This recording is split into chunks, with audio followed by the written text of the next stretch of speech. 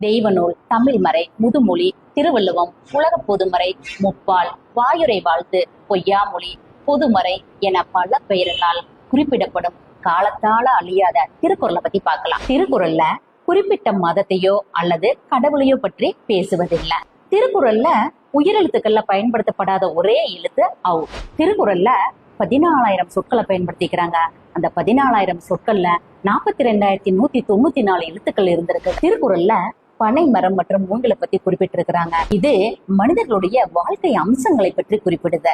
திருக்குறள்ல இடம்பெறாத 2 சொற்கள் எதுன்னு பாத்தீங்கன்னா தமிழ் மற்றும் கடவுள். இதே மாதிரி திருக்குறள்ல இடம்பெறாத எண்கள்ல ஒண்ணு எதுன்னு பாத்தீங்கன்னா 9.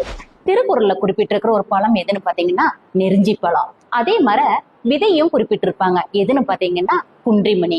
திருக்குறள்ல பயன்படுத்திக்கிற 2 மலர்கள் எதுன்னு பாத்தீங்கன்னா அனிச்சம் மற்றும் குவளை மலர். இது இல்லாம திருக்குறளை பத்தின வேற ஃபேக்ட்ஸ் ஏதாவது இருந்தா நீங்க கமெண்ட்ல சொல்லுங்க.